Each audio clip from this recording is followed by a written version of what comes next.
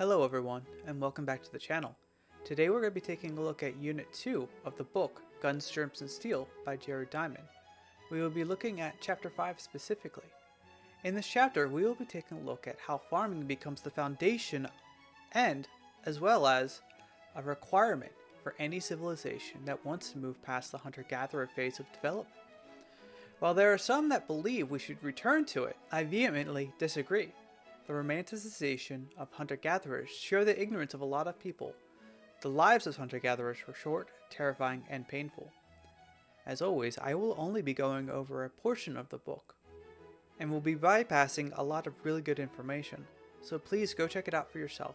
I'll be linking it in the description below, so let's get into the chapter. Part 2. The rise and spread of food production. Different peoples acquired food production at different times in prehistory. Some, such as Aboriginal Australians, never acquired it at all. Of those who did, some, for example the ancient Chinese, developed it independently by themselves, while others, including ancient Egyptians, acquired it from neighbors. But as we'll see, food production was indirectly a prerequisite for development of guns, germs, and steel. Hence, demographic variation in whether or when the peoples of different continents became farmers and herders explains to a large extent their subsequent contrasting fates. It's hard to say how many subcultures disappeared from history because they failed to adapt to farming as the basis of their caloric intake, while we read stories about the South Pacific because it is more recent.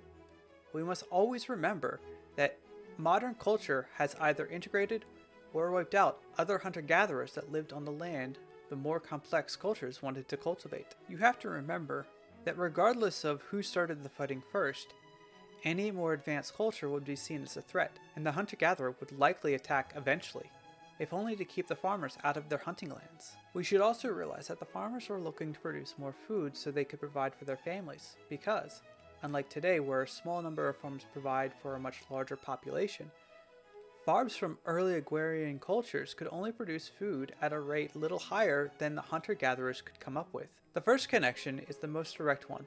Availability of consumable calories means more people. Among wild plant and animal species, only a small minority are edible to humans or worth hunting or gathering. Most species are useless to us as food, for one or more of the following reasons. They are indigestible, like bark, poisonous, monarch butterflies and death cap mushrooms, low in nutritional value, jellyfish, tedious to prepare, very small nuts, difficult to gather, larvae of most insects, or dangerous to hunt, rhinoceroses. Most biomass, living biological matter, on land is in the form of wood and leaves, most of which we cannot digest. One of the things that we tend to forget when we eat our food is that the purpose of it is to provide us energy to continue living. In the days when single fast food drink could have a higher calorie count than farmers would eat in one sitting, we fail to recognize what life would be like when we lacked the foods needed to survival. This is not just an issue of calories, but also the whole idea of nutrition.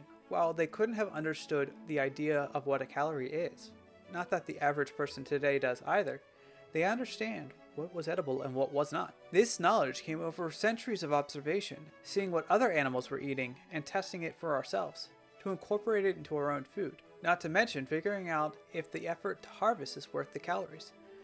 While we can eat most small fishes, the time and effort to gather enough to sustain us after cleaning them, we could be off gathering other forms of food. Here we see a basic flowchart of how the development of a farm can impact civilization over the course of centuries. As we can see from this perspective, there is a requirement when it comes to how a civilization can become more complex, as without the domestication of plants and animals, the culture can never move past the hunter-gatherer phase. This is because excess food is required for the next factors: specialization and political organization. With both of these, a culture can continue to develop to become more complex, the growth ability itself becoming self-sustaining. Once the ability of growth beyond the hunter-gatherer phase is developed, it is simply a matter of how fast. This speed is dependent on both internal and external factors. For example, the wars between the French and the English drove them to develop the technologies to fight, whereas Chinese emperors stifled technological growth, which allowed European powers to catch up and overtake them. This is seen that despite discovering steam power as early as 960 AD, The first steam engine wasn't invented until the 17th century, almost 800 years later. By selecting and growing those few species of plants and animals that we can eat, so that they constitute 90% rather than the 0.1% of the biomass on an acre of land, we obtain far more edible calories per acre. As a result, 1 acre can feed many more herders and farmers, typically 10 to 100 times more than hunter-gatherers. That strength of brute numbers was the first of many military advantages that food-producing tribes gained over hunter-gatherer tribes. In human societies possessing domestic animals, livestock fed more people in 4 distinct ways: by furnishing meat, milk, and fertilizer, and by pulling plows. The first and most directly, domestic animals became society's major source of animal protein, replacing wild game. Today, for instance, Americans tend to get most of their animal protein from cows, pigs, sheep, and chicken, with game such as venison as a rare delicacy. In addition, some big domestic animals served as sources of milk, and milk products such as butter, cheese, and milk. Milked mammals include cow, sheep, goat, horse, reindeer, water buffalo, yak, and Arabian and Bactrian camels. Those mammals thereby yield several times more calories over their lifetime than if they were just slaughtered and consumed as meat. Something we must always remember is that while we have the ability to remove animal products as a requirement from our diet, that is not always wise, nor should it be taken as an uncompromising goal. For those in the West, beans and supplements can mostly eliminate the need for meat as protein. In most other cases, it would be far too expensive. While some believe it is cruel to use animal products, nature itself is far more cruel and wild. Now, I'm all for reducing animal cruelty, but until we develop the ability to recreate animal proteins artificially, like with Star Trek's replicator technology, it would condemn far too many people to starvation if such policies were enforced. Big domestic mammals also interacted with domestic plants in 2 ways to increase crop production. First, as any modern gardener and farmer still knows by experience, crop yields can be greatly increased by manure applied as fertilizer. Even with modern availability of synthetic fertilizers produced by chemical factories, the major source of crop fertilizer today in most societies is still animal manure, especially of cows, but also yaks and sheep. Manure has been valuable too as a source of fuel for fires in traditional societies. In the past, our relationship with big domestic animals has actually been seen as beneficial, and, as seen with growing numbers of cases, far better for long-term sustainment over synthetic options. It's not uncommon now for the ecology of an area to be severely disrupted by the runoff by a farm that uses synthetic fertilizer. And while I recognize it as something mostly unavoidable, going back to natural manure should be considered whenever it's an option. In addition, the largest domestic mammals interacted with domestic plants to increase food production by pulling plows and therefore making it possible for people to till land that had previously been uneconomical for farming. Those plow animals were the cow, horse, water buffalo, bally cattle, and yak/cow hybrids. As writers, we should always keep in mind that it's not the norm for our cultures to be stagnant, that while development can be slow in early civilization, technology builds upon itself, particularly when there's an educated culture behind it. So unless there's internal and external factors, we should be hesitant to have a completely stagnant civilization. So if your story requires a culture not to have progressed in the past few hundred years, you need to show a reason why to the reader, or they might become confused. Plus, this helps breathe life into your story. Here's one example of their value. The first prehistoric farmers of Central Europe, the so-called linear Bandkermic culture that arose slightly before 5000 BC, were initially confined to soils light enough to be tilled by means of handheld digging sticks. Only after 1,000 years later, with the introduction of the ox-drawn plow, were those farmers able to extend cultivation to a much wider range of heavy soils and tough sods. Similarly, Native American farmers of the North American Great Plains grew crops in river valleys, but farming of the tough sods on the extensive uplands had to wait until 19th century Europeans and their animal-drawn plows. While what I said about technological growth as being self-sustaining is generally true, there are factors that can impede the growth. For instance, the lack of large domesticated mammals prevented the cultivation of larger farmland. This would mean the American native population would have to find ways to overcome this deficiency. One such case was the use of floating farmlands, called chiampas.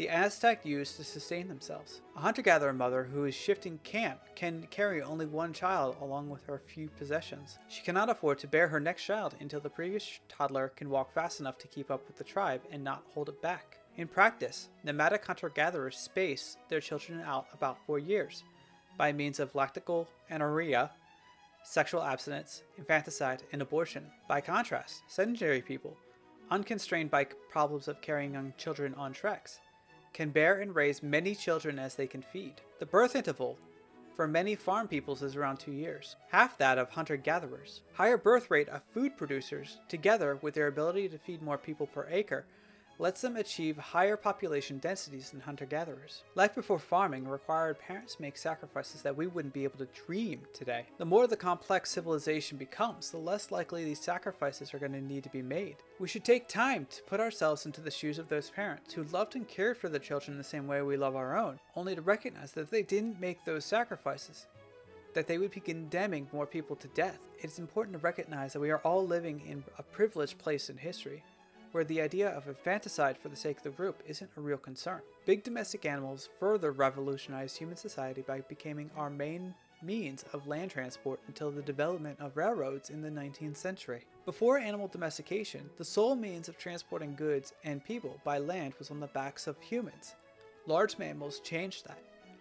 For the first time in human history, it became possible to move heavy goods in large quantities, as well as people, rapidly overland for long distances. The domestic animals that were ridden were the horse, donkey, yak, reindeer, Arabian, and Bactrian camels. Animals of those 5 species, as well as llama, were used to bear packs. Cows and horses were hitched to wagons, while reindeer and dogs pulled sled in the Arctic. The horse became the chief means of long-distance transport over most of Eurasia. The 3 domestic camel species, Arabian camel, Bactrian camel, and the llama, played a similar roles in areas of North Africa, Arabia, Central Asia, and the Andes respectively. In a later video, we will be going over and why some big animals were fit for domestication whereas others were not. But we should always keep in mind that when the cost of storing and transporting food is too high, it limits the ability of growth. We can even remove this from a pre-industrial perspective. Say we have a spacefaring culture that doesn't have a replicator technology, so they require that food is grown and harvested. In order for our colony to be developed, they need to have food to sustain them. Likewise, the ship will need to have the storage ability for that food. Let's say that the food stores of the colony are destroyed. They would require food to be brought to them. These are the same factors that pre-industrial people dealt with, just less complex. Still later, after the invention of saddles and stirrups, horses allowed the Huns and successive waves of other people from Asian steppes to terrorize Roman Empire and its successor states, culminating in the Mongol conquest of much of Asia and Russia in the 13th and 14th century AD. Only with the introduction of trucks and tanks in World War I did horses finally become supplanted as the main assault vehicle and means of fast transport in war. There's no way to know if the primary use of the technology is going to be war or economical.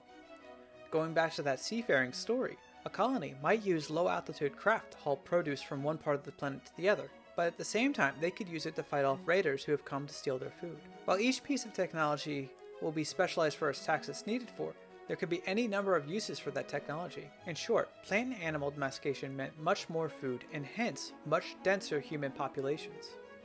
The resulting of food surpluses and, in some areas, animal-based means of transporting those surpluses were a prerequisite for development of a settled, politically centralized, socially stratified, economically complex, technologically innovative societies. Ultimately, plant and animal domestication is what every civilization is built upon. If we remove any of those factors, we risk the whole thing falling down on us. Also, there will always be a knock-on effect to those further down the economic hierarchy, where the margin of error is so much smaller. In the end, farming is not just something we watch other people do, or we watch videos of, but something everyone relies on for their food, for their future. The same is true with our stories, where living on the farm is a go-to trope for introducing a main character. We understand that there are real-world values that we shouldn't dismiss and should actively promote in our stories. Okay everyone, that's all I had for today. As always, I will be linking the information I use in the description below. If you have any questions, comments, concerns, please leave them in the comments. Until next time, bye. I am a poor Wayfaring stranger, I'm traveling through this world of woe, yet there's no sickness, toil, nor danger in that bright land to which I go.